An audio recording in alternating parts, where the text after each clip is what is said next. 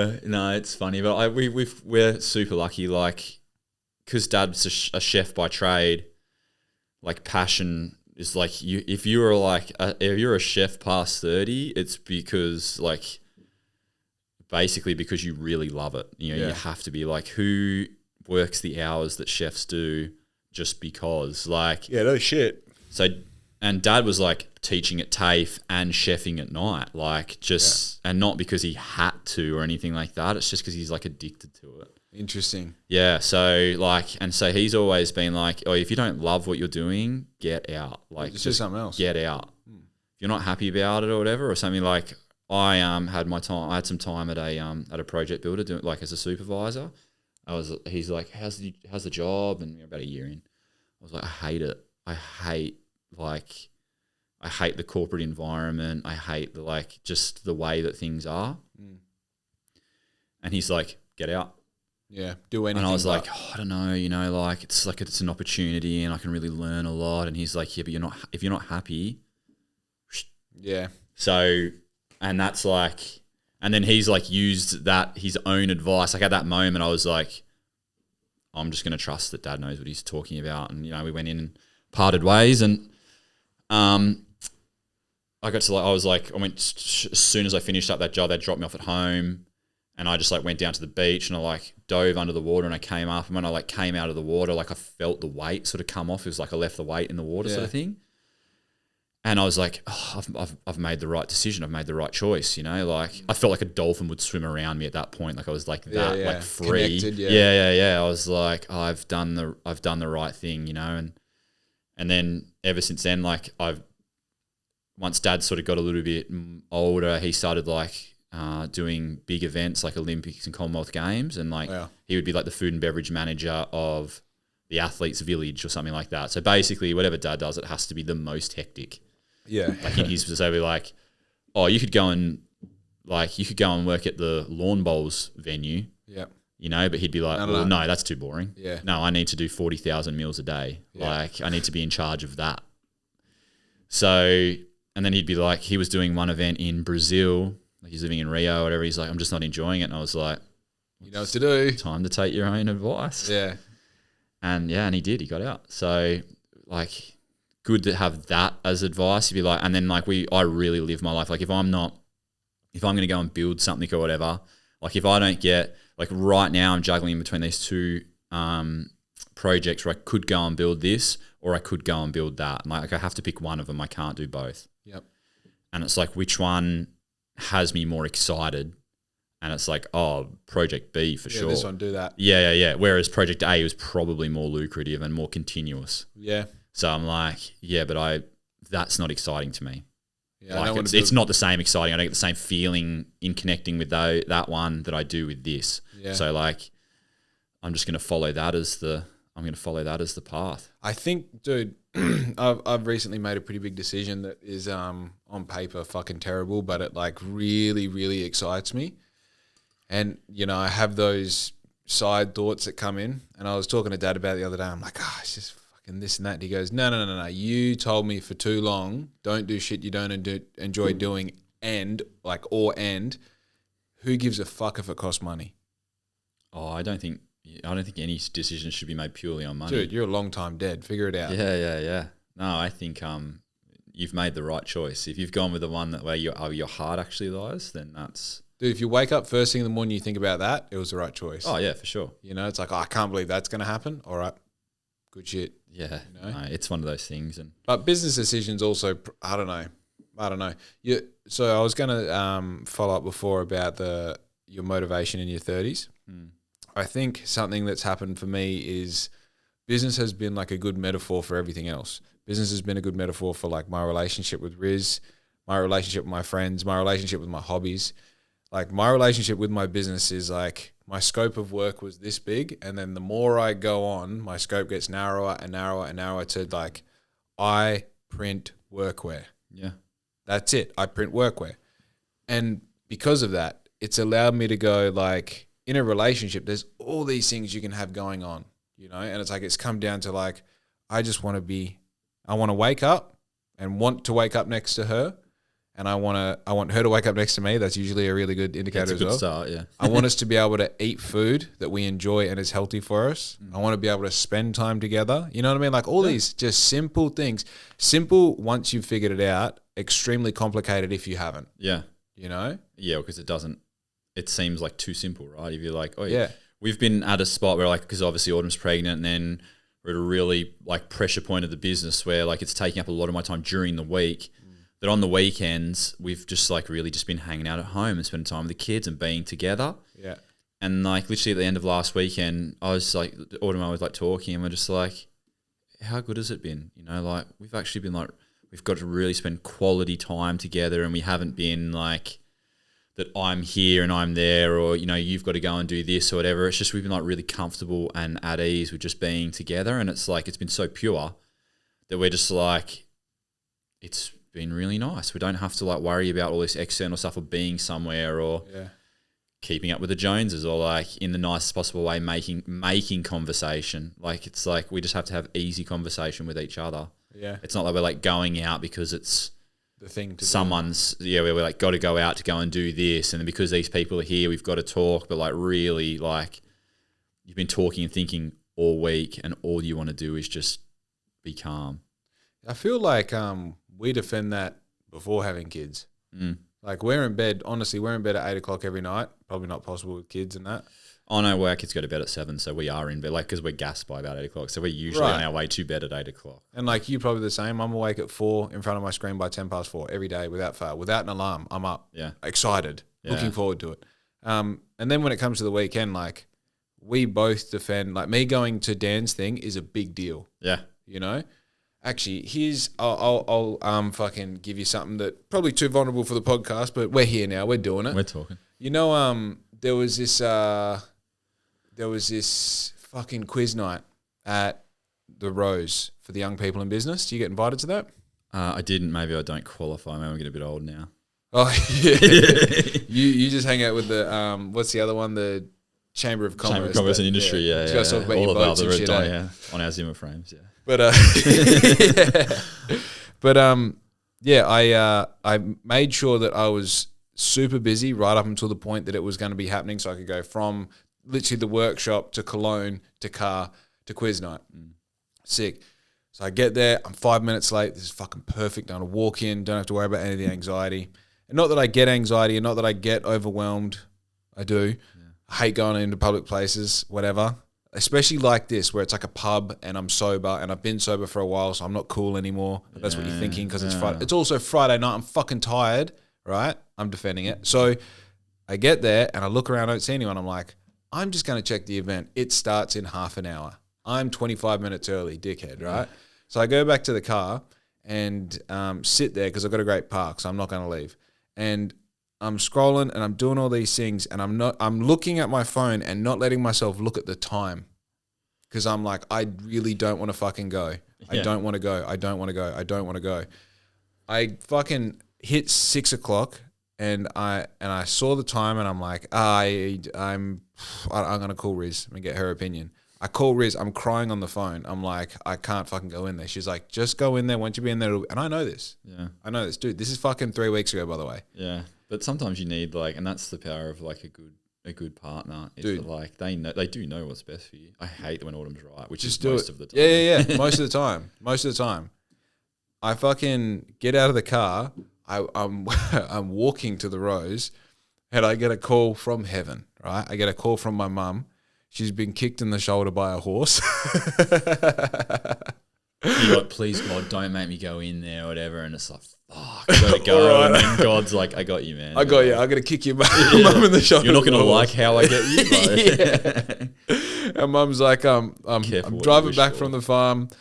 I've got to go to the hospital. I'm like, what's going on? She's like, I've been kicked by a horse. That's horrible. I better come to you. Yeah. She's like, yeah, if you don't mind. So I call up Jack. I'm like, I'm sorry, brother. I try to say I can't see in the window. I've got to go. Point of the story, though, like we've now defended like school nights and weekends so much that it's like I believe I could still do it for sure. And realistically, all it takes is catching up with one of the other people who are going beforehand and walking in with them. Sure, yeah. Right? But I don't know. Like, there's something about just being at home and following It's just your piece. That's all. the structure, the smells, the little routine. It's like more protect. Like Autumn is big on it because like she's not an extrovert. Like she's very much an introvert. I can easily. It's just the way that my family is. My dad's side of the family. It's just the way that my family is. I could easily just walk into a room where we don't know anybody and we could walk out with 10 people. I just like happily speak to a bunch of people and just strike up a conversation. But it's been nice to like just protect our peace and just be around what is our little unit, and just spend quality time together. And obviously for you guys in the journey that you guys are on, and be like, it's super powerful for you guys to just be there, just be around each other and just like get to spend quality time. And it's such a contradiction though, because I feel like, those 12 people that I call that just gave me their name and number, like I call them excited to talk to them.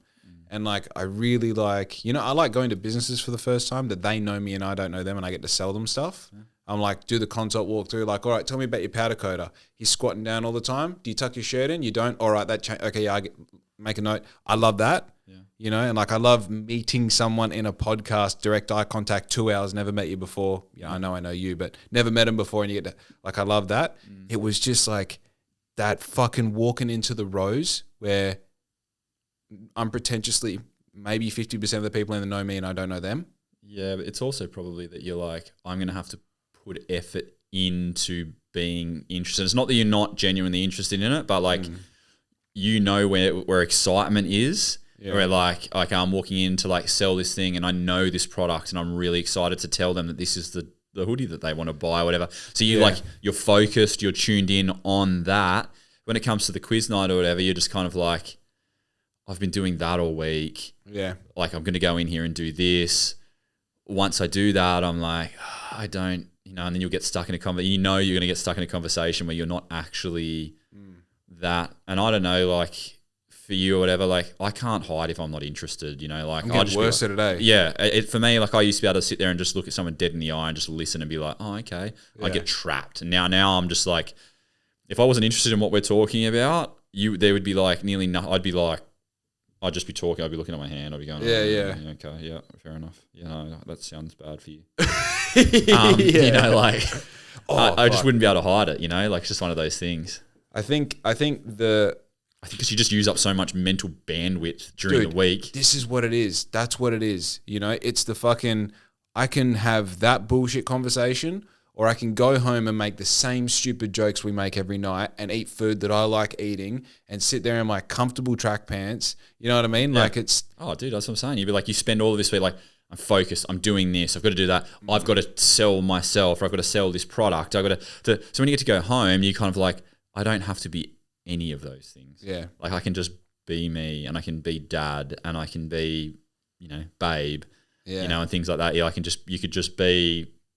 Just it's so much easier just to be like, I can just protect my peace by like you said, like defending your weekend or being just around in your own little space. It's a cool spot to be in, but they're the other things. That's obviously the other flip side of it. Like it is important for you also to be like, there is a big part of you that like hanging out with your boys is like a big thing. Or I've always, for you to go and hang out with George or the other boys or whatever the dice game that you guys play is or whatever. Like they're like so important because it like. For me, I went and did a talk for Autumn. Didn't stitch me up, but she left me hanging. We were supposed to go and do a talk for what's the business thing that Alicia helps run? I had to go and do a business talk. Young people in business. It's the same thing. It's what I'm talking about. Yeah. So I had to go and do this. It was supposed to be Autumn and I up at Maker & Co. Oh no, yeah, it's the same theme. Yeah. Yeah. So and I feel terrible that I don't remember the name now, but Autumn and I were supposed to go, and Autumn's like, hey, we're going to go and do this thing. Like, Alicia's asked if we could do it, and I was like, okay, that's sweet, whatever. And then Autumn's like, I can't find a babysitter. You'll have to go by yourself. Beautiful. Yeah, I was like, oh, this is a bit of a stitch up. And it's just funny to be like, I'll drag myself there. But then, you kind of enjoy it, but you sort of like, there is effort involved in that. And I think it's important for you guys to like go and hang out with your boys where it's not effort. Yeah. You have to take your mind off of things. I think, so there's the personal level, which for me just recently is running. Like, fuck, man, I go out and run wicked times and I come back, I'm like, all that matters is I'm going to sleep tonight. I got all that bullshit out. I think the interpersonal one is like the boys going and like saying shit you shouldn't say and just getting that, like the dog shaking the wet off after it gets out of the ocean. And then I think there's a relationship one where it's like where you're actually like together, not because of the business making it sound weird, but you're together because this is like, you know, we do the puzzle, you know, we go for walks. You know, there are things that we do that it's like, it's purely for us. And while you're doing that, like I try my very hardest. Sometimes I fail. I'm sorry. You don't talk about business. You don't talk about, like, as much as business is interwoven into everything we do, it's like there's certain things at business like we just don't bring up. Yeah. You know? It's good that you can do that because it's like hard. Autumn knows that I just like, she has to like rein me in sometimes. She's like, put that away. Stop doing that. You need to like shut off for a second. Because like, fully obviously a skill, dude. Oh, it's just one of those things. Like obviously you're like building a house. There's like so many moving parts and so many people who are like expecting you to not fuck something up. Or, you know, like you've got to be 6 weeks in front. You've got to be making sure that like these people are booked in, that these windows are ordered, that this, if you don't do that now, then that's not going to work out then. You're like, and then the plumber's got to put pipes in the wall. So if you haven't ordered the shower parts, then how do they know what pipes got to go into the wall, like in the mixer and things like that, you know? So you've got to understand so much of what everybody else is doing. And then you've got to remember what day Autumn's going for a scan.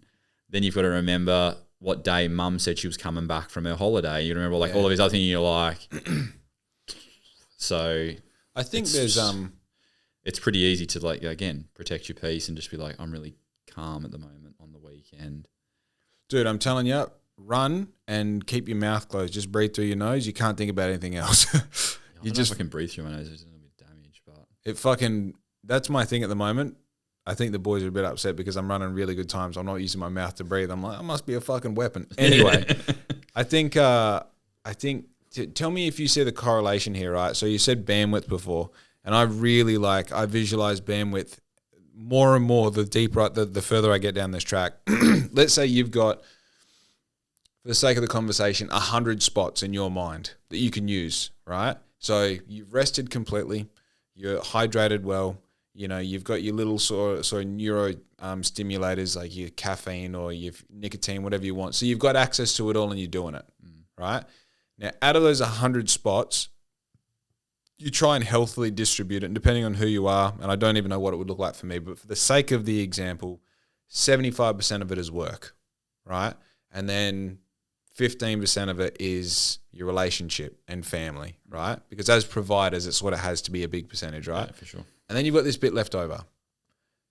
And I don't think that people realize, or the thing that I've come to learn is, like, every possession takes up a fraction of one of those spots that's left over. And every bullshit thought that you have that doesn't really matter holds up a fraction of one of those bits that are left over. And everything that doesn't matter in your life that you're like, oh, it doesn't matter, but holds a fraction of one of those bits. Oh, for sure. And it's like every shirt that you haven't worn for over a year in your wardrobe that you keep because there's a memory attached to it or something. And every time, you know, every Saturday you go past, oh, I can't get rid of that. And, oh, this makes me remember. Oh, I remember the time we went to Coachella, whatever it is, right? It all takes up bandwidth. And as humans, we for some reason hold on to shit, whether it's memories or physical items or ideas or preconceived notions about people or about things that all take up bandwidth. Yeah. I get the question, like, how do you stay like momentous and motivated and doing the thing? Like, you know, shit like this is 2, 3 hours, 4 hours worth of effort for this podcast brings me no money. Yeah. Right? How do you keep doing that and do money motivation and do the marketing and actually do the printing and do the shit and have a social life and go to Dan's and all these things? It's because I have ironed out the bullshit in my mind. So I actually have a lot of spare time in that bandwidth range. Yeah. So it's funny you should say that because we literally, Autumn was bringing something out that's been a repetitive conversation. I can't go too deeply into it. Yeah, so it'd be so easily recognized. But I was just like, to Autumn, I was like, I can't, I will listen to you, but just understand that I'm not listening. Like I'll listen and I'll converse with you about it. I can't take this on. Yeah. Like I just don't, I've got that many other stuff moving. I cannot take on like the thing that you're telling me. Yeah. To the point that like, and I got to that point because I did take it on, and I wake up at like 2:00 in the morning being like, I shouldn't have taken on what she said, and then I can't go back to sleep, because then as soon as, I don't know if you're like that, but as soon as I wake up or whatever and I might think of that one thing, I'll be like, oh, I need to send that email. I need to order those parts. Yeah. I need to, plan out how I'm not going to fuck up the slab pour or something like that, and then I'm firing on cylinders. So like after that moment, I'm like, I want to be the husband and listen to you, but I can't take on what you're telling me.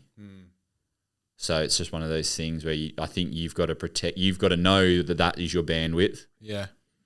Whether that's as a business owner or just a person, whatever, like you have to know that your bandwidth is that, and that that you've got to have the 75% for the business and the 15% for the family and things like that. So if you don't protect that last little bit, then that becomes a dangerous spot, because it has to chew into one of those other things. I was going to say, so the human thing is to first recognize that it's not infinite, right? Oh, no, it's not. It's I very, can very hold on to finite. fucking 4,000 balloons at once. You can actually hold on to about 100, and as soon as you go grabbing another one, this one flies off over here. Yeah. We call it juggling as well. You'd be like, look, even if you practice juggling, like you're only ever really going to get to a spot like, I don't know, 8 balls. Yeah.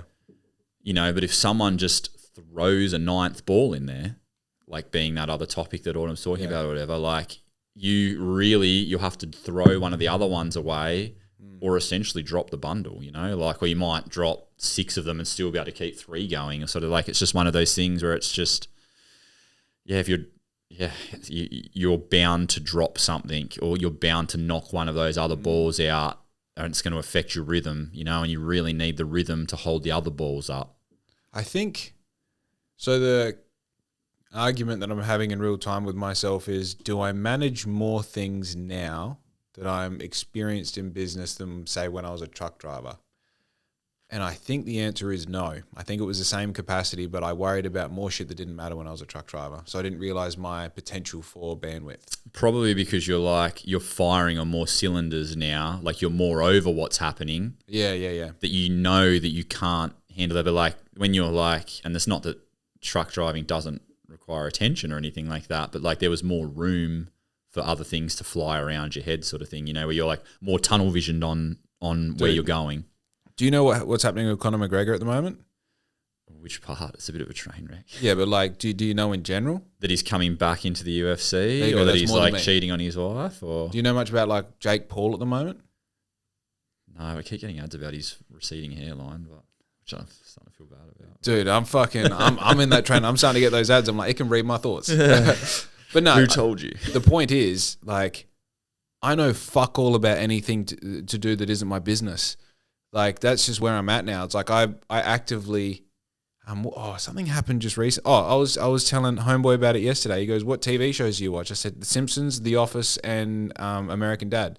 He goes, why? I said, great question. It's because they happen in an insular environment, and it's 3 storylines over 21 minutes.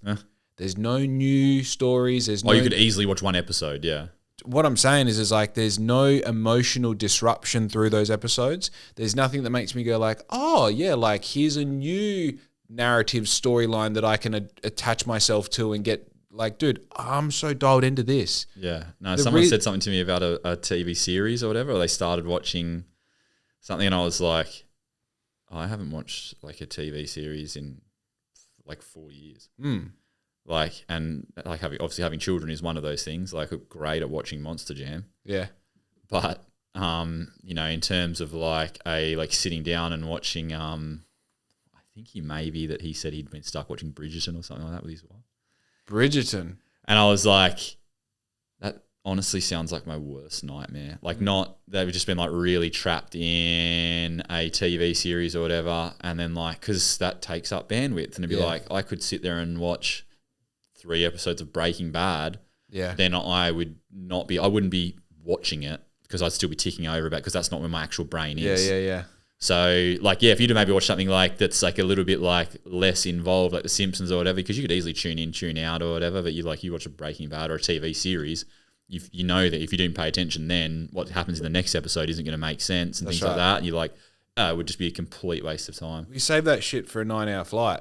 Yeah, absolutely. I can't do anything. Yeah, I can sit here and trapped there. Well, even then, I flew to Queensland. I had to fly to Queensland sort of pretty quickly. Yeah, and I was like, oh, I can like get so much bookwork done, or I can like quote 3 jobs in that time. Like, I sit there like instead of in like, oh, what movies am I going to watch? Like, I flew to Vancouver when I was like 19, you know, and you're like, flights always have the coolest, newest movies or whatever. Like, what movies going to watch? You're like, now, and I'm like on an emergency flight for a family like reason or whatever. I'm like, I could get 3 quotes done on the way here, you know, like in silence with no distractions. No other phone than, calls, no emails. Yeah, no one can call me. Like, the only problem will be that someone offers me coffee. Yeah.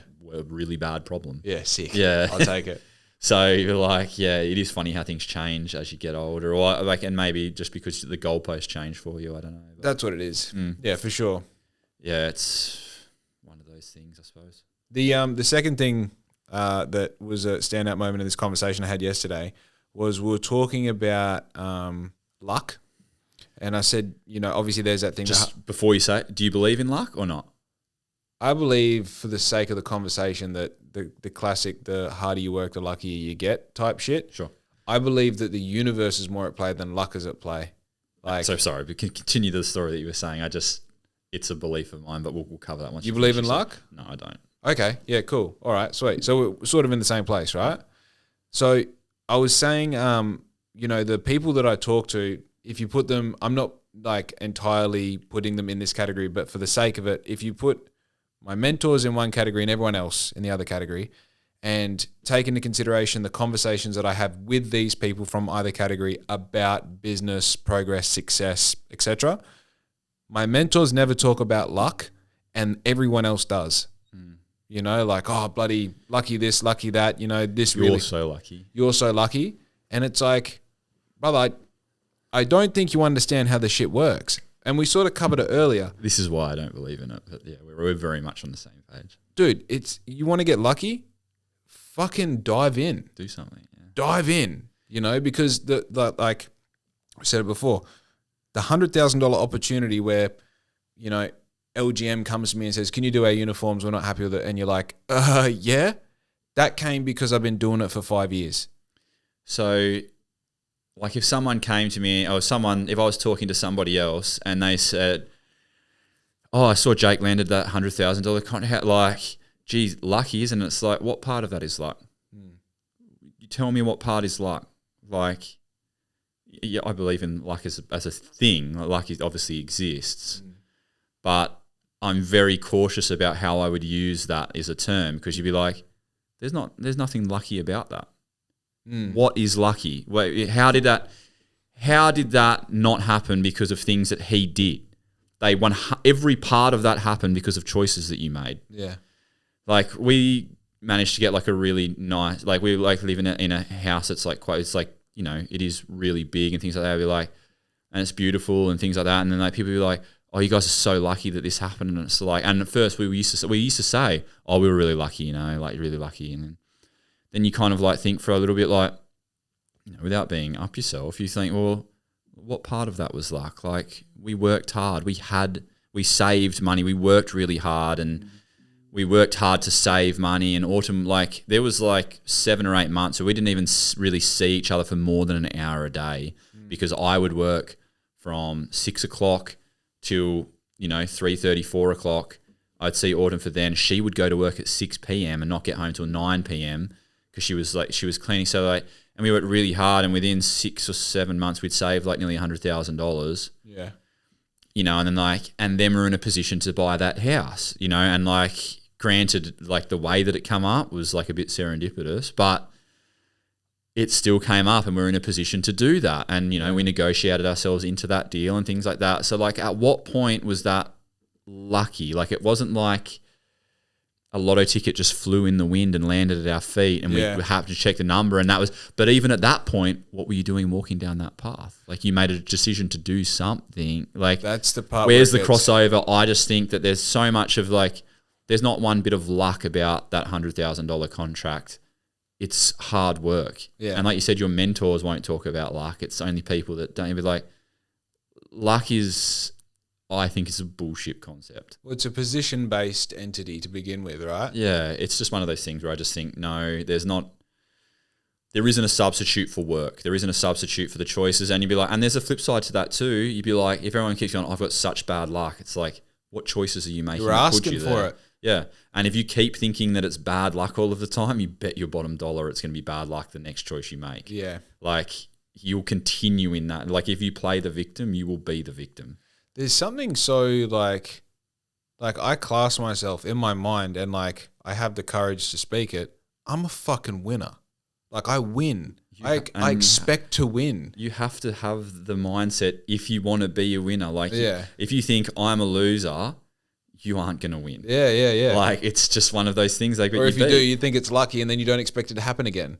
I mean, you just said Conor McGregor. Like, how many times? Like, even in his mind, he's still winning. You know? Yeah. You know, and maybe he is. I don't know. It's like, I just think do you know the story about my printer? I bought a $40,000 printer. So I bought a $40,000 printer before we had a place to put it, right? So it was going to take like 2 or 3 months to get delivered. How we got this house was, again, a miracle. It was a fucking miracle, right? Mm-hmm. And when you look at the overall picture, for everyone to make their decisions in order for us to end up living here with this beautiful house with an awesome workshop that just so happens to be the perfect size. It actually works out for every part of it or whatever. It's crazy, right? When you look at it really hard, you're like, fuck, that was lucky, right? And then on top of that, we move in, it's all good. The printer arrives. It's been smashed up on the back of the truck, and I don't even let them unload it. I said, just take it back. The transport company's obviously going to cover this. So I called the supplier, and I'm like, hey, printer arrived. Here's all the photos. He had these 2-ton rolls that he just didn't strap down. Smashed into this printer over and over and over, right? And these printers, you can barely sneeze at them without something going wrong. Yeah. So I said, all right, we'll see what we can do. So they talked to the manufacturer. They called me back like 3 days later, and they said, hey, the TXF 175 that you ordered, they don't have any more of them. So we're going to send you a TXF 300. So instead of having a single print head that prints 3 meters an hour, you're going to get a dual print head that prints 11 meters an hour. So you're getting, and like the single print head was still overkill for what we did. Mm. So now we've got the commercial printer, which is worth $50,000. Now that to me is as lucky, as much of a miracle as getting this house in the time that we did. So I'll grant that as luck. But like so that falls into that thing of luck, right? Yeah. But also, you still shelled out 40,000. Like, you still took a punt on spending the 40,000. Had you not done that, 100%, it doesn't get beaten up, right? It doesn't get beaten up. You don't end up with the other thing. So go back far enough, right? So so you got the $50,000 printer that came from a $40,000 printer that was getting put in the beautiful house. That before that it was outsourcing the prints with the supplier. Before that it was printing vinyl shit. Before that it was a screen printer. Before that it was living in a caravan on a laptop selling fish finders on fucking Facebook. Yeah. Brother, what part was lucky? No. You're right. You're right. It's not luck. The harder you work, the luckier that's what I mean. You get. I don't believe that there are instances of luck, but for the most part, when someone's like says about that or whatever, there are a myriad of choices behind that lucky moment. And it's like, I would never have been there without those choices. So you're as responsible for, for the good wins. Yeah. And obviously there is the transitive, like sometimes you'll make it bad. It won't even be a bad choice. The same thing, I'm not 100% a believer of failure either. Like, I think that you do something and if it didn't work out the way you thought it was, then you know for next time, it's just a lesson. Like, I've learned a lesson or whatever. And you start to see things that way, and you get less beaten up about the time. Like, I made a error on the pricing on the insurance for the first house. I was just like, oh yeah, maybe. And you made an error and it cost me $4,000. But you're like, well, I know for next time. I don't sit there and kick myself in the shin and think, I can't believe you stuffed this up. Yeah. Really be like, next time I won't stuff it up. Oh, and also the opportunity that comes in failure is crazy. I had a good one just recently. I quoted this particular product, these hoodies, at this cost. I then did a deal, they got, 20 hoodies or something, and immediately it just evaporated in their brain. I was like, that's good. That's good news. Good for you, good for me. I then changed my pricing structure twice. So I used to do it on basically like whatever I paid for the garment, I'd charge a percentage on top. You could have as many prints as you want on there, kept it simple. Mm-hmm. And then you reach a certain volume where like some people really win, some people really lose. Yeah. So it's got to be garment, margin, print. Brackets. Right. Yeah. And then, it's tiered off volume. Fast forward, 3 months, I think it was. And they're like, hey, we want to order X amount of hoodies. And you're like, sweet. There was another little caveat in the middle of it, but it's not important for the story. We want to order 55 hoodies.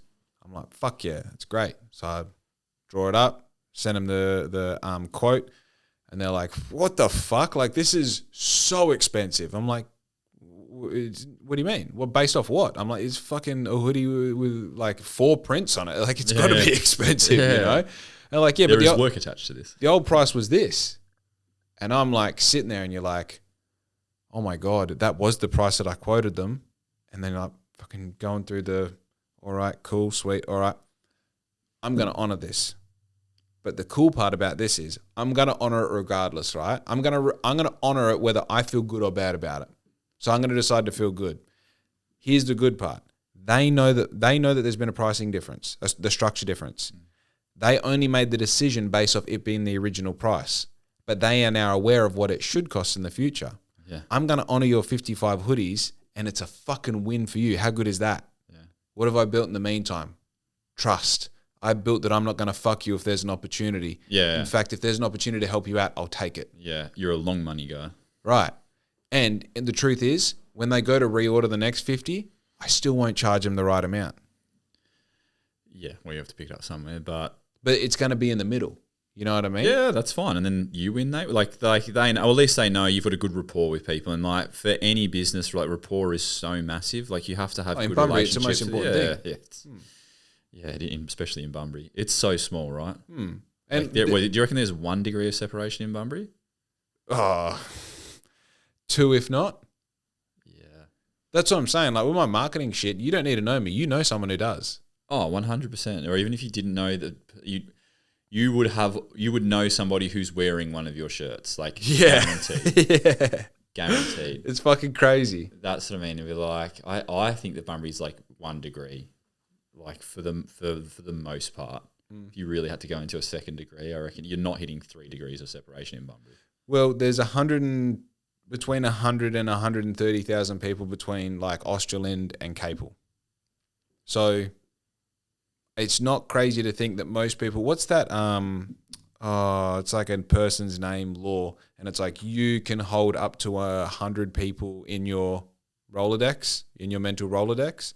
Way more, surely. Yeah, but it's like you can sort of recognize them, but it's like 100 people is like most of them first name basis. Yeah. So if you do the maths, it would be about 1 to 1.5. Yeah. Yeah, and it's but I suppose like through this podcast, for instance, like you at least make your face known. Just multiplied. Yeah. Yeah. Which is like, I mean, you say you get nothing out of this, but at the same time, like you do get exposure, and then people do find out that you print T-shirts, and you're like, it's like a form of marketing. I think on paper, logistically, to qualify it as something that I should keep doing, it's a form of marketing. It gives me a lot of purpose. The feedback that I get of people listening to this podcast, like before I said I probably shouldn't be this vulnerable, but I'll do it. I try and do that every podcast. As that thought comes to my mind, like you should say this, and then the other side of your mind's like, no, don't say that. What's been the best performing podcast? Fucking Brandon Willington, out of nowhere. Like I checked this morning, it's got 600 views on Facebook. Can you check the metrics? Is it like a Bunbury thing? Is it like because of Brandon, or like? Yeah, it's because he. And obviously, like I know Brandon. Like I used to DJ before Brandon at Metros for a long time. We used to I used to get him so drunk because like he would have a bigger bar card than me. Yeah. And I would have to open for him and then close after him. Oh, rough. So that's fine. Like that's just the job. Yeah. But if I got him drunk at 1 o'clock, I would take over early. Oh, okay. I don't even know if he knows that I used to do this. He'll probably figure it out eventually, but if he listens to this, he'll definitely know. But like, he'd be like, oh, I'd be like, oh, do you want to do a shot? He'd be like, yeah, okay. And I'd go and I'd like be like, hey, can I get a shot of vodka and a bottle of water? Oh, can I get a second shot glass?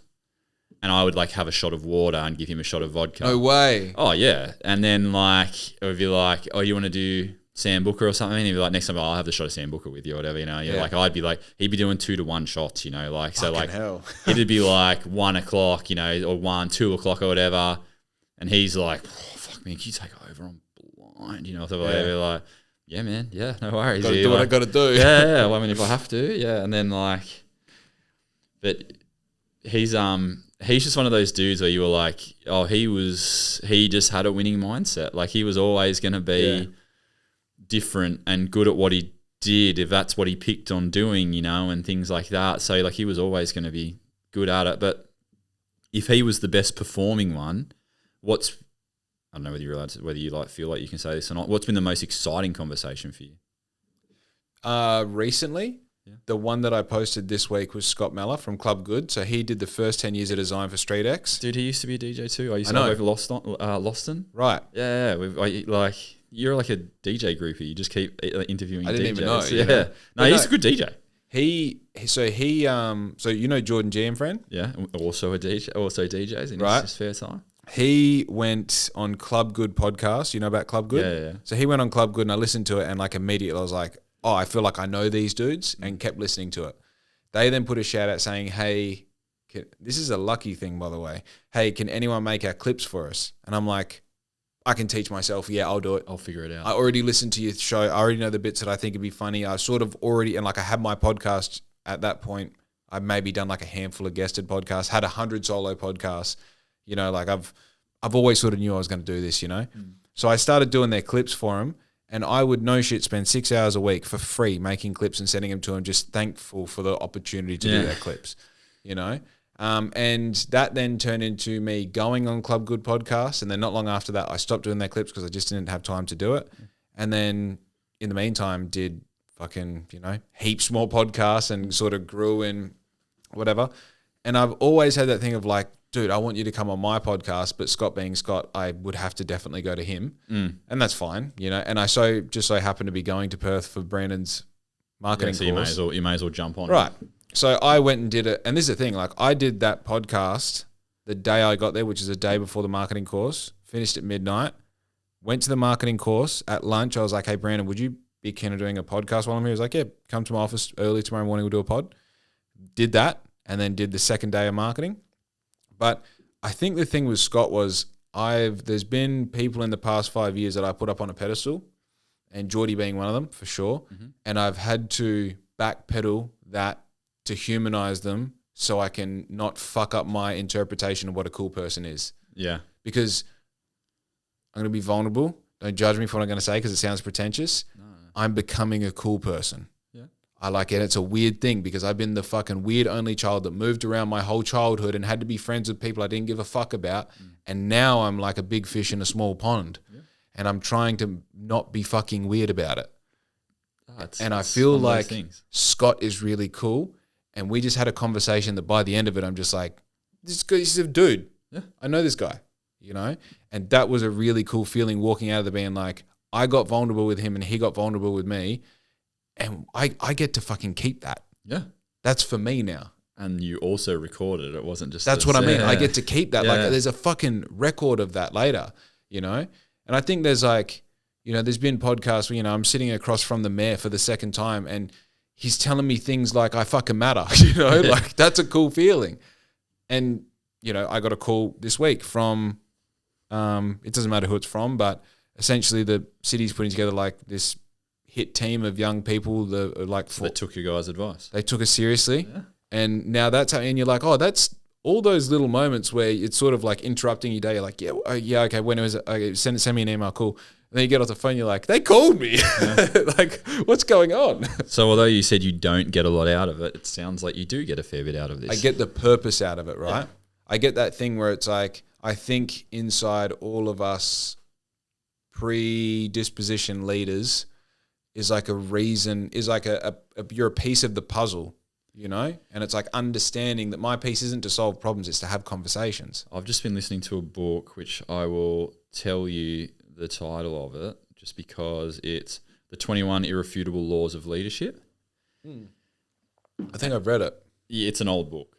It's like from the 60s, but it's been like revised and things since then. Yeah, I'm pretty sure I have it. I've read it, yeah. And then like all of the things that you're like, I listen to books. I'm not a reader of books. I listen to them. And the things that you're saying, whatever you're like, they're all signs of leadership, and they're like things that, and you're like saying, oh, I'm like the cool kid or whatever. It's like, well, no, you're a leader. That's just masked, or in your head. Yeah. Maybe you're like, maybe it's the single child, the only child in you where you want to be the cool kid or whatever. It's like, no, you're being a leader. Yeah. You're being a leader and people are following. That's the difference. I've always thought if you've got a cool message, like if you want to push religion or if you want to start a cult or something, the first step is making it cool, And there's something to that where it's influencing people. The point of like, you're that's so right. Cool. It's like that. Well, that's influence. That's one of the rules. That's one of the laws of leadership. Right. And if you think that your thing is right and just, the first thing to do to influence that righteousness and justness is to become someone who's trustworthy and who has integrity and is able to translate that to people. I'm sort of feel like I'm stepping out the blueprint to taking over the world or something. But it's like, that's what people who take over the world do. Also, it's like, I'm not making it about this, but that's what Jesus did. Like, it's all living by example. It's like, yeah, this is the shit. I'm doing it. If you want to be a part of it, you do it as well, and you'll get something out of it. Yeah. Yeah, it doesn't have to be so much about the religion. That's what we sort of explained because I grew up going to Catholic schools. And Autumn went to public schools, and when the decision came to like, what are we going to do with the kids or whatever, I was like, she goes, oh, I don't know about public schools, like I don't know about them, like, about the whole like religion part of it or whatever. And I was like, oh no, I think people who don't or never went or whatever don't understand that it's like, it's not about the fact that they're like ramming Jesus down that you should do this. It'd be like, they're teaching you lessons on how to live your life. It's like, religion isn't about Jesus or God or Moses, whoever. It's like, here is a story in which there is a lesson, and that lesson is like a pathway for you to live your life in a good way. So, and when like Autumn saw it from that point of view, or like just the couple of interactions that they've had with like religion at school or whatever, then like Autumn's like, oh no, it's actually quite wholesome, and she's not religious at all or anything like that. We don't go to church and things like that. The boys have been baptized, but it's just one of those things where like, yeah, it's good to like go and live your life in a good way, and use lessons from a book. That's any book, whether it was the Bible or, the 21 laws of leadership or whatever. You're like, you're just taking a past experience and then trying to follow that path, that the lesson that's being taught within that scripture. So yeah, I think that that's a really good way to conceptualize the Bible. Is like, here is a book of stories that apply, like usually most, like 95% of things you're going to experience in your life, you can metaphorically reflect on the Bible, and there'll be some point of reference. It's almost like they reverse engineered the book to be like, here's a whole bunch of problems that you would suffer in your life or whatever, but then like, here is a similar story in which you could learn a response to that. And then every decent story that you watch in a movie is a reflection of one of the narratives in the Bible. Yeah, because it's obviously such an overarching book that would really covering your life, and crazy. Problems that you would suffer within that. Even the whole story of like the typical trajectory of being a man is leaving the nest, conquering yourself, going through extreme heartbreak, going through extreme like difficulty, discipline, hardship, and then being able to master discipline in such a way that you can be dangerous and also like extremely like nurturing and soft at the same time, and then create a path for the next generation, if they're boys, to be able to then replicate that. And it's like, the reason you should fear, respect, and love your dad is because he is a fucking savage person in his own right. And it's like, then you come to this like rite of passage that you sort of replicate that, and you go like, oh, I can be dangerous, but I choose not to be. Yeah, but obviously Peterson's like, that's like, yeah, well, that's one like of the mark of it. One of his, like, you could be dangerous if you want, and that's the real test. You're like, you can control it. That's the mark of the man. But the thing is like, you need to vocationally put yourself in a situation where you realize you need to be dangerous as well. you can't like accidentally come into it. Like hopefully you don't come into a life where there's domestic violence and you have to learn how to protect yourself. It's like, no, you sort of want to come up through safety and then go, I know safety. I want to know danger. And then you get in a dangerous situation. You're like, oh, I'm made out of fucking eggshells, you know? And so then you realize like, I'm going to go hard boil myself and then put myself back in danger and be like, yeah, I can exist here. Deal with this a little bit better. Yeah. You know, and then being able to go, all right, I've been in the fire and I'm all good. And now I'm going to choose to live in the pasture, you know? Yeah, I think that's also a business thing too, right? That's like what we're talking about earlier. It's just like, no. Dude, all this shit's the same. It's all the same. It's all the same thing. You know what I mean? Gee, who would have thought that the Bible was a good way to live your life? Yeah. So that was a fucking, didn't see that coming. That wasn't on my bingo card, eh? Yeah. Yeah, it's a cool thing to like, again, like we're not religious people, whatever, but like it's so many people like order. It's cool to like just sort of realize that it doesn't have to be about whether it's believing in God or maybe like, but to understand that the stories themselves are like a really good guide to like to live by or to raise children by or things like that. Like, yeah, you understand that there are the lessons within that are a good way to be. Yeah, dude, David and Goliath. Sometimes you're David, sometimes you're Goliath. They're great stories. You know, you have to realize that you might be the biggest and best shirt printer in this town. You can fall. Oh, yeah. Or you might just be starting and you want to be the biggest. You can beat them, you know? It's like it's always good to have a Goliath in your life though, right? Like, fuck yeah. Like, I don't know, like for you guys, like we would look at like, you know, there'd be like a project builder that's building, you know, several hundred houses a year or something like that. And you're like, I don't want to, like they could be your Goliath. If you're like, yeah, I'm probably not going to, I will never conquer that person. That's just not where my vote. But like, to at least use that as a bit of drive, as a target or something, like it's a cool thing. Yeah, it's always interesting to, like I look at Bradshaw, you know, Street X, and I'm like, fuck man, he started Street X the same time I started Black Ink. Really? Yeah. Within like 6 months of each other. Sheesh. So it's crazy to think like he's doing like sell out like sets every month. And like they've got to be worth in like the hundreds of thousands every time, you know? Scott was designing the shirts, eh? Well, helping with the designs of the shirts. He did the first 10 years of Street X. Yeah. Yeah, with that. And then like obviously like I knew who Scott was from being around. I had DJ'd before, so I met Scott and we like played at a festival in Bali together and things like that. And then like one time he posted and like when I was like younger, there was a like the bloody beetroots were like massive, like Warp had come out, things like that. And then you find out that he like designed their poster or something like that, and you're like, oh, that's like a big deal. Yeah. You know, in my like, you know, past 20-year-old head or whatever, you're like, that's mass, that's so cool. And he lives in Perth. Like that's like, yeah, he's a cool dude. I understand why you're like, yeah. Feel it. And I think having the contrast between then and now, when I did the podcast with them, I was like, if you go back and watch it, I'm like tripping over myself and I'm just weird. Yeah. And now it's like I just got there and I'm like fucking dapped him up and what's going on. I'm just gonna set my shit up. He's like, yeah, do whatever. And I'm like, oh, I'm kind of cool. Yeah. I'm handling myself. And, you know, you get over the first, like, there's always like the first 2 to 20 minutes of any podcast, no matter whether it's with your friend or someone you don't know, it's always like a bit of you just got to swim through it a bit. Yeah, find your feet. Yeah. And like him and I were just cooking, like from the get. Is there anybody that you've spoken to where you just couldn't get yourself together? No, I'm pretty good because there's something about extended eye contact that really, like for me, your face completely changes when I'm making direct eye contact. So I sort of forget who I'm talking to.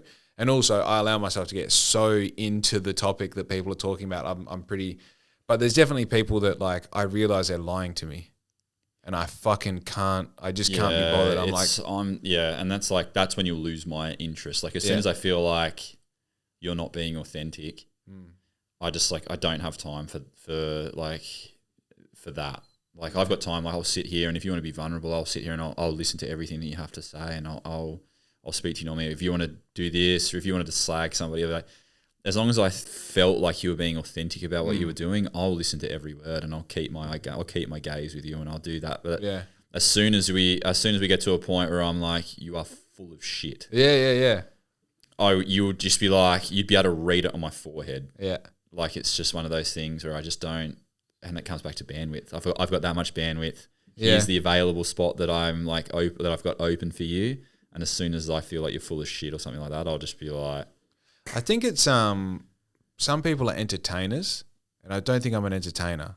Like I think I'm a conversationalist. I think I'm like literally trying to expand on ideas, and like I'm very good. You're probably the same as well because you have to be with your industry. Like we can identify a problem and speak through it. And a lot of people think through their problems over time where I'm like, oh no, this is the problem right now. I've got other shit to do later. I'm going to fix this problem now. Yeah. I mean, even professionally, like there's not one, like if there's a problem, there are so many ways to fix it within our profession. Like George might build that wall one way or whatever, and I'll come in and show you a different way. And then another guy will do it a different way. And it doesn't mean that any of those are wrong or right. You're still getting the same thing. So, and then I think being a conversationalist or being able to voice that is a big part of being able to grow.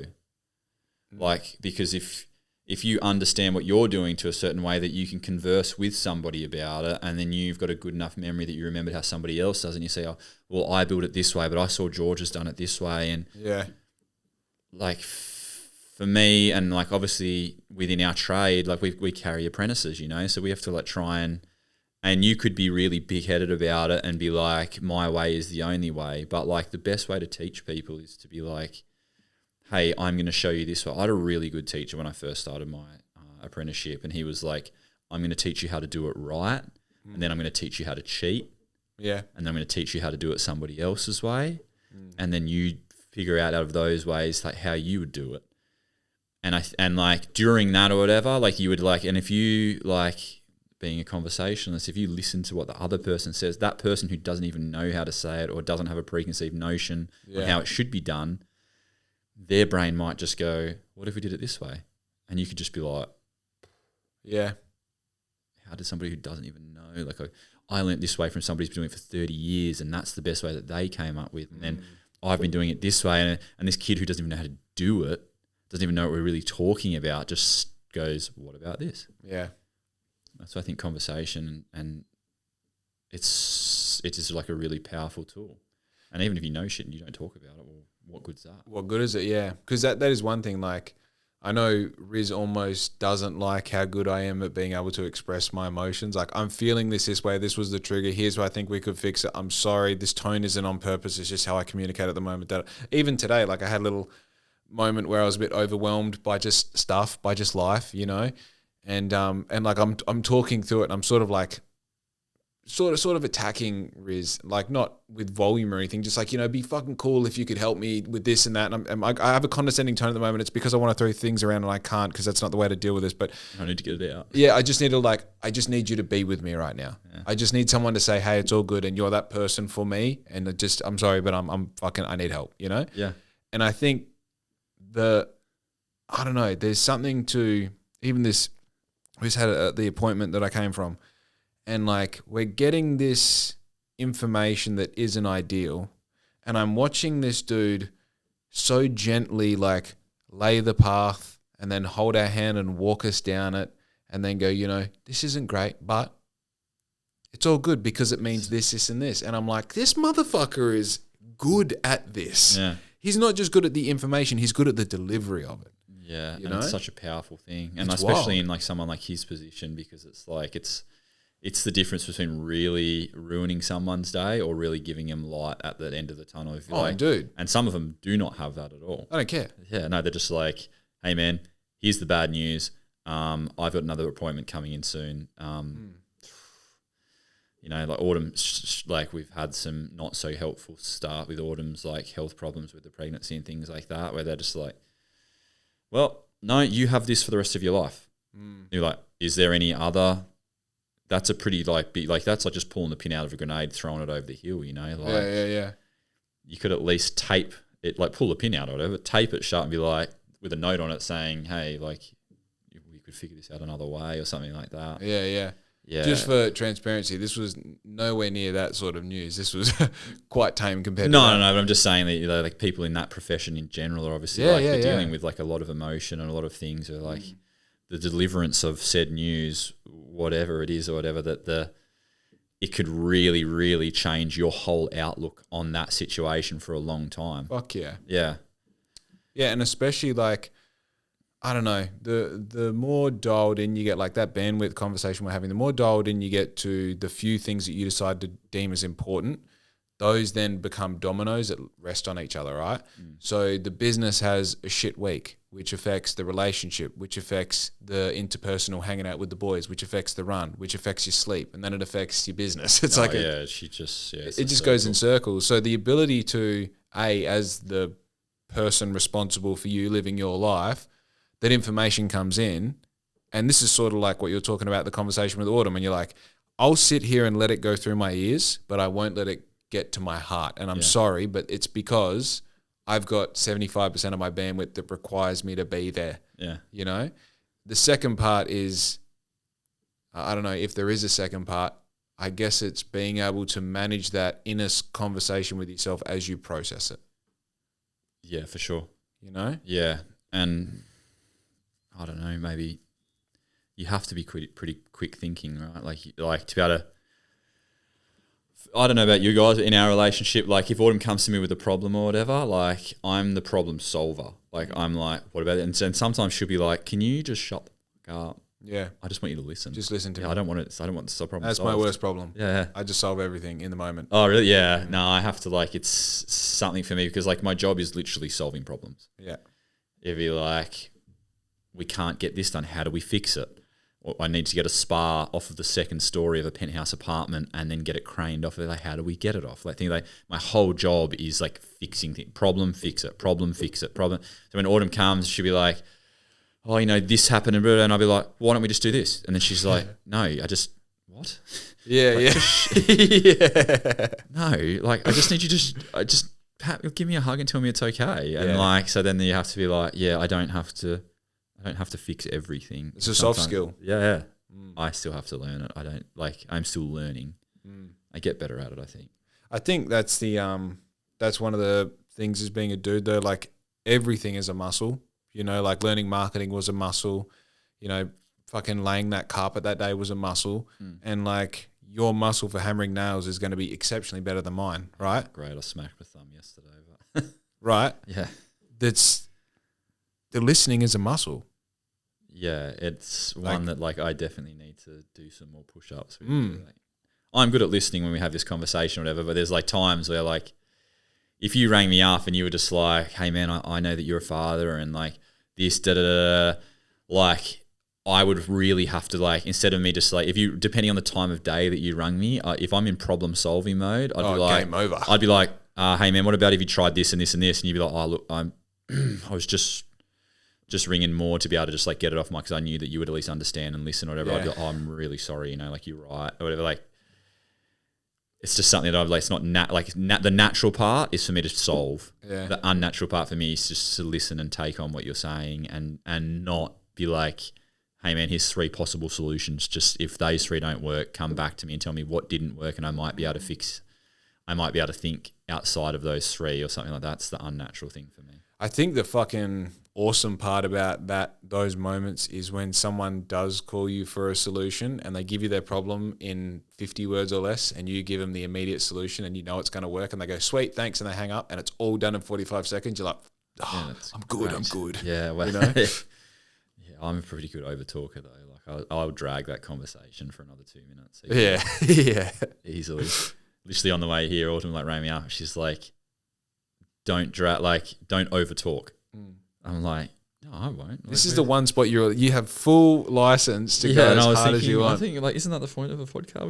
We've got to talk. We've got to we want to speak about things. And is there any topic that you you really enjoy speaking about, like a recurring topic that comes through, or you're quite happy to deal with every? I want to ask you questions that people within the podcast actually listen to, and they're like, yeah, I've always wondered that too. I think the one thing that I hate doing, I love doing, but I hate it as the listener of other people's podcasts. For example, Club Good, they did it all the time. Talk about the podcast on the podcast. Yeah. This is an extremely weird thing to do. Yeah, but I'm like more talking about you within the podcast, not so much of the podcast. I think the thing I love talking about the most is like I hold myself back because it's the thing that I talk about the most is the business. I've also learned that, you know, when I edit the podcast, I can see what percentage we each talked. Yeah, for So sure. if you talked less than me, that's a bad podcast. Yeah. You know, there's no point me having a podcast where I get guests on and I just talk the whole time. Yeah. That's you may Jake's as well have done a podcast. solo, Yeah, right. So I think the thing that I really like talking about is the business and the intricacy of the things that I'm learning at that moment. Because they're interesting to you, right? Super interesting. Yeah. And it's the obsessive thing. Like I said, like I genuinely wake up every morning excited to go to work. I sit down and I can't decide what I'm going to do first. Yeah. Like, and that sort of like, you know, the scope is so narrow that it's like, right, I've got these sort of 6 things I'm posting. I've got to get this edited. I'm building this campaign. I'm fixing this landing page. I'm getting this print sheet ready. I've got these calls to make today. This is before I had the marketing, you know. I've got these calls to make today. I should be getting paid for this, which means I can get that account paid for. I could do like all that shit. I fucking love.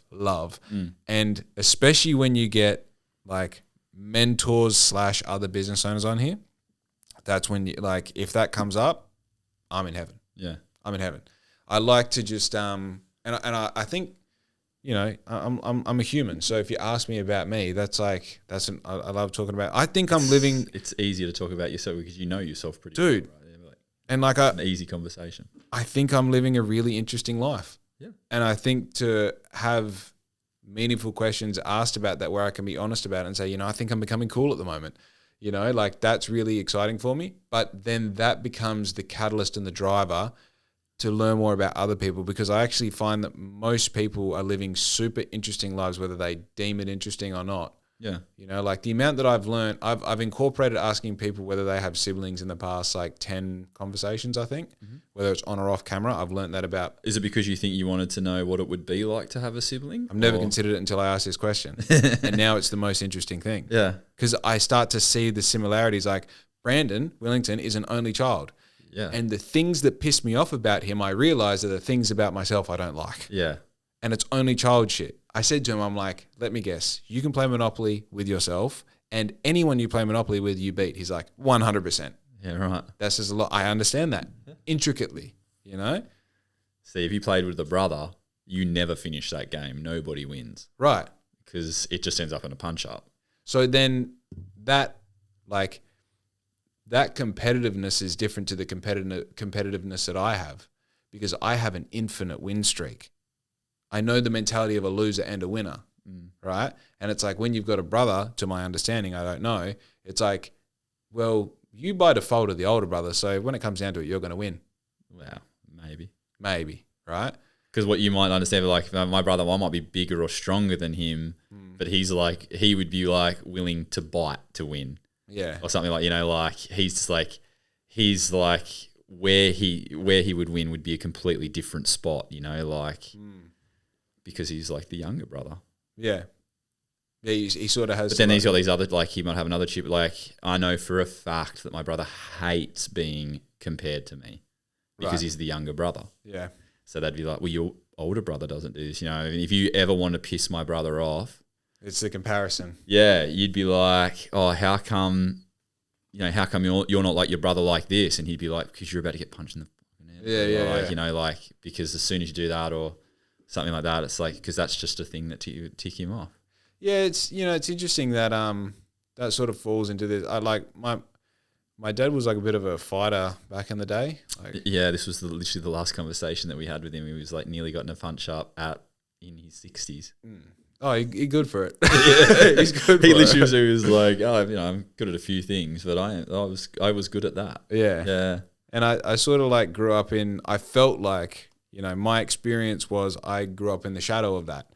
And like, you know, I'm a bit of a soft cock, still am. I make my money on a computer. I'm a terrible fighter, if that's what we're getting at. Point being, I remember when I started boxing after my skating career. Like after my skating career, I like came home, I was like doing some shadow boxing and stuff, like passively, not training, just like, you know. Just as boys do. He's like, fucking oath, let's go.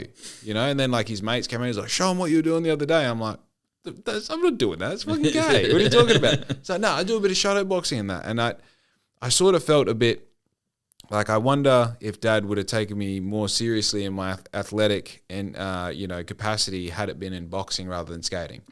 I don't think he's that interested in skating, and that's fine. I'm barely interested in it now as an adult. Yeah.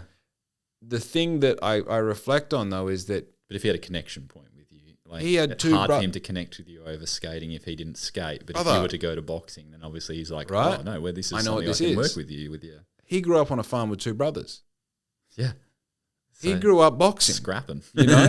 And it's like, I never had a reason to physically fucking do anything about my situation. And also, I really wasn't in any school long enough growing up to have physical altercations with people. Yeah.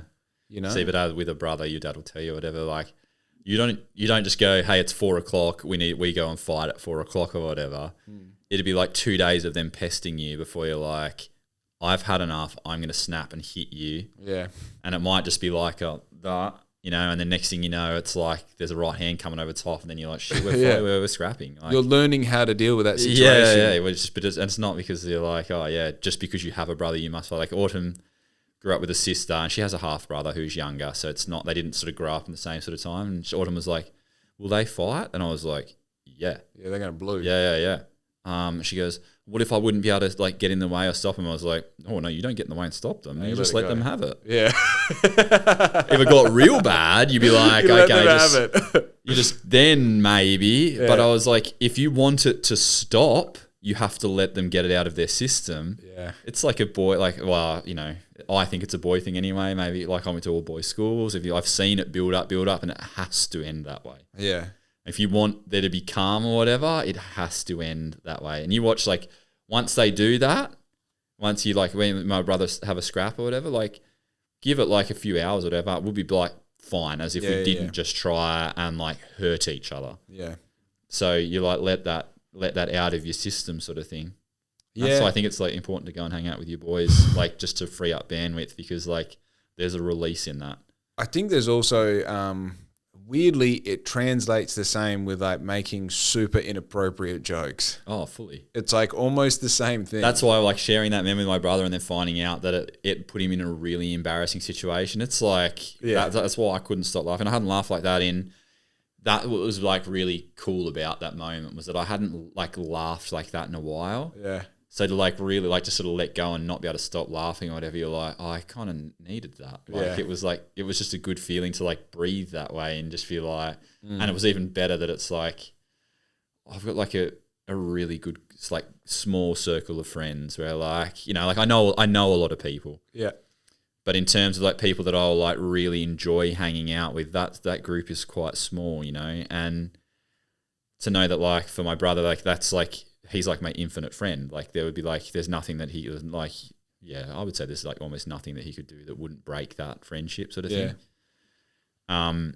You know, so like to be able to like laugh like that because of that person, it was just like, for me, it was just like, oh sweet. Like I actually went to sleep quite fast that night because I just you know, unconsciously had a weight loss. It's like a capacity of love that you get out of that as well, right? So it's like you've had this constant, because you know, like I felt a bit, at the time I didn't know it, but it's what was going on. Like I felt like disenfranchised by my parents splitting up while I was away. And like I sort of left for Europe. Oh, you were away? Yeah. So I left for Europe and everything was sort of like, not hunky-dory. It had been pretty average for a while. And I came back after a year and it was like different houses, different lives completely. And I was like, it's like you came back to a different world. Right. Yeah. And also I have no siblings. And also, I don't have friends that I grew up with. I have people that I spend my adolescence with. You know, I have skating friends that have since disappeared since I went by myself to Europe and kept on keeping the dream alive and they got normal jobs. Yeah. But I'm by my fucking self, you know? No one to share the... Yeah. And what you do, well, what I did to cope with that is you just make that normal. You're like, this is what happens. Your heart breaks and you fucking become an adult and you're not a speed skater anymore. You're a fucking FIFO worker. Like a lot of your world came down at once. Yeah, and you don't know that at the time, but then as you unpack that, as you get into your 30s, or while you're, you know, fucking on magic mushrooms in the forest by yourself, realizing this, you know, which it wasn't that specifically for me, but it was a lot of things like that. You know, typically those experiences you really like, oh, I give myself permission to be sad that my parents weren't together when I got home. Yeah. You know, because you're just like, no, it's fucking fine. It's whatever. Yeah, you know? whatever. Yeah, well, I couldn't control it. I own a Harley That's now, just so because you couldn't fine. control. Yeah. But just know? because you couldn't control it doesn't mean you're not allowed to be upset about it. Right. It's good that you're in a better spot, and you're like, you're a lot more at ease with being vulnerable, or you can vocalize your feelings to your partner and things like that. I think that's the power, right? You know, like, oh, for sure. That's the power. Is just being able to say like, yeah, I'm not the strongest It's a person. maturity. Yeah.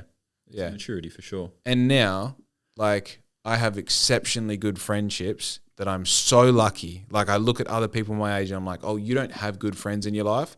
I've got a handful of them and they're fucking ride or dies. Yeah. And like, I've elected to treat them like they're my brothers. Yeah. But that's the beauty of it though, is that you get to like, in the nice, yeah, like you may not have had those, but then you're like, you get to pick, you know, and then obviously like, you know, time does pick those as well, you know, like I'm the same, like the dudes who stood by me when Autumn and I got married, they're like, they're just the dudes who I will never have an argument with, who are like, I treat them like my brother because they'll be like even and I know that they would treat me the same. Like if I did something to piss them, like we've done it before where like if I've done something, like they will pull me into line, you know, they'll be like, hey man, that's not cool, you know, and you're like, well, if you're telling me, I believe Must you. be right, yeah. Yeah. And that was like a good thing that I have with Autumn too, is that like, you know, we'd be like partying, we'd be like, it'd be a kick on or something like that. And, you know, like, you know what it's like when you're like, oh, this is just not going to end. I don't know, this could end on Wednesday for all I know. And if Autumn's like, hey, we're going to go home, you'd be like, instead of being like, what the are fuck? you fucking serious? Are you serious? No way. You'd be like, oh no, if she's saying that we're going, like, it's not because you're being a pussy or anything. It's like you just know that they've got your best interests at heart, or you believe that they've got your best interests at heart. They've caught a glimpse of you that they know you wouldn't like if you saw. Or whether it was that, or whether we just like, you know, that the clock has run its course sort of thing. You know, like you trust those handful of people like so closely that when they tell you something that you just listen. And that's like, like you said, like you get to pick your brothers or whatever. You get to, once you get to that spot where that circle exists or whatever, it's a super healthy spot to be. Oh, and just defend it, you know? Like as things come up, talk about them. As there's like good experiences, live them. As there's opportunities, take them, you know? Yeah, and I think you get to like go and you get to be that person where you know that they trust you too, you know? So it's not always about people reining you in.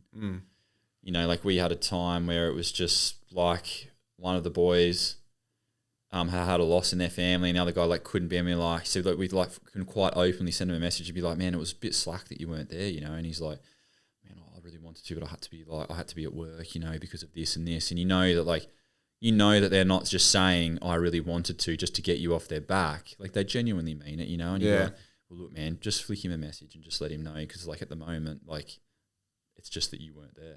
Yeah. You know, so the like, only information is absence. Yeah. So like, if you just let him know the reason why, things like that, like we're in the clear, you know, like, and our little like group stays pure. It's not that he wouldn't have reined him in. It was just like on that day we got to be the brother to him. Yeah. Rein the other one in and be like, hey, let him know. Like it's like a really like a cool spot to be able to have that level of friends where you could just easily speak to them about it. You're not worried that that person's going to kick off or tell you that you're a fuckweird or something like that, you know, because you just don't know that shit in your life. Like, you need that level of like, that's why I'm really content with, and I was like talking to somebody once and they said like recently, and I don't know whether it's a dick move or not, maybe my bandwidth was like slow, but they like said something and then I was just like, man, don't take this the wrong way, but like, I have enough friends. Like, yeah. And it's like, it's not that I don't think you're a nice person or anything like that. It's just that like, maybe I was a dick, I don't know. But maybe just like, I just don't have the bandwidth to like go and take on or put effort into what you're telling me, like you're asking of me sort of thing. I just don't have it. I'm just being honest with you. Yeah. Which in its own way is like the nicest thing you can do if that's your intention. Yeah. You know? And to be able to like sit here and have like an honest, easy conversation with you or whatever, it's like, that's quite refreshing, you know? Because like at the same time, like this could go the other way where I'm just like, I'm not offering value to you, you're not offering value to me, this isn't an authentic conversation or whatever. Like it would just be like, I don't have the bandwidth for this friendship, so like let's just move on. It's like quite easy. It's always easy to talk to you. I've always found it easy to talk to you. So yeah, fucking oath. I think also the I don't know, is it similar? I don't know. It's like I get people call up and they're like, oh, you know, I'll come around and we'll you know, discuss this print project and we'll sit down and like hash it out.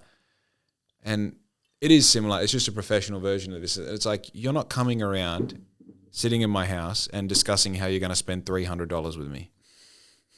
You know what I mean? Like I respect myself, my family, my house, my process, my business, everything. And honestly, if this costs me, I don't fucking care. Yeah, it has to be a long money thing. Oh, dude, it has to be. And even then, like, I've got a whole process that, like I said, hundreds of local businesses have dealt with me over the fucking computer. Yeah. Like, yeah, I'm sorry, but yeah, just unless you are literally like at a much higher scale than $300. Yeah. Gina Reinhardt, you can fucking sit down in my house if you want. Yeah, sure. You're bringing the coffee, but you know. Tell me how. Yeah, bring me something from the farmers market too, please. Yeah.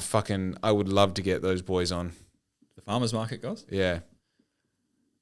I think, I don't know. Well, I've heard the rumor that they're going to take one of them out to the high. Obviously they've used VAS as the prototype, and they're going to move it out to the bypass. But whether that's a now problem or a later problem, dude, where it stays in. But that's a big money problem. That's crazy. Yeah, I think this is a crazy story. Like, there was a dude his name was Tony Asphalt, and he whether it was because of him or not, but like I sat there with Dad while he was talking to Tony, and Tony said, I've sat down with these guys and I've maybe I'm talking out of shot, but wait, is this like 20 years ago? Yeah. So then Tony was like, I think whether Tony aided them with the idea, or whether Tony came up with the idea where he was like, oh, you should like take the food that you use and then like go and basically like planted the seed for the business model. I don't want to take anything away from those guys at all. Tony Asphalt, I know him. Yeah. He was my mentor's mentor when I first got a job. Really? Yeah. Yeah, he was a cool dude. He was a really cool dude. Super fit, and then bang, heart attack. Yeah. On a bike. Yeah, that's fucking wild, hey? Really cool guy. Like, really, it was always really nice. I mean, like, I'd be 10, 11, 12 years old and didn't talk to me like a child at all or anything like that. Just a super, super gentleman. I remember, so I have two contrasting memories in this theme. One of them was one of Dad's really close mates. The reason that we moved to Bunbury, actually, they used to drink piss like 4 nights a week together. Really? You know what I mean? And like 2 of them were fucking sessions, you know? And I remember I was standing there talking to him once, and I've said something, and he's like, yep. And I've kept on talking, and then he stopped like responding to me, and it like twigged me. I'm like, he isn't listening to me at all. And I was like, yeah, but I'm a kid. Why listen to me? I'm a kid. What have I got to offer? And then it was, you know, let's say within 12 months of that, having that like realization, you know, you sort of finding your awareness as a conscious being at that age. And I've like, I got the job at Dome, and the supervisor manager, Michael Bovell. My dad taught Michael. Right. So my dad was one of Michael's mentors. Right. I used to work with Michael at the race course. Yeah. Yeah, like he's still in really good contact with Dad, because obviously, like, yeah, Michael's fucking. In a way, what Michael is doing was like, you know, was like sort of inspired by what Dad was doing. Right. So, but anyway, continue, Michael. So Michael was like my original mentor. Yeah. Yeah, I remember him telling me about drop shipping at the Plaza Cafe maybe fucking 18 years ago. Yeah, okay. Yeah, and just being like, man, you just get them from Alibaba and you fucking make a website and then you just tell people about it on Instagram. It just fucking works. Now, had I done that then, this would be a bigger house. Yeah. You know? But yeah, Michael introduced me because Tony would come in and talk to Michael every day at Dome. Yeah. I think up until they moved from Waterfront to the other Waterfront, Tony had his own table there after he passed away. He did. Yeah. And I remember, I don't want to think about it too hard because it'll bring a tear to my eye, but I remember when Michael introduced me to Tony took me in. Yeah. You know what That's I mean? what I mean. He's a gentleman. He would like, dude. You know, ask me about me, and like, I remember Michael I don't remember the conversation word for word, but I remember the gist was Michael was like, you know, Jake gets it. He works hard. He listens. He takes things on. And like, Michael really fucking had a spot for me. Yeah. You know? And he's telling Tony this, and then Tony's like, all right, well, let me understand that about him. And he's talking to me, and I remember just feeling heard. Yeah. And I remember contrasting it to how a homeboy made me feel. Yeah. And I was like, it's not about me being a kid. It's about them being a fucking adult. Yeah, about them listening, or interacting or whatever. No, Tony was like I said, he's a gentleman. And yeah, my dad would have sat there with him Mm. for sure, and Michael obviously.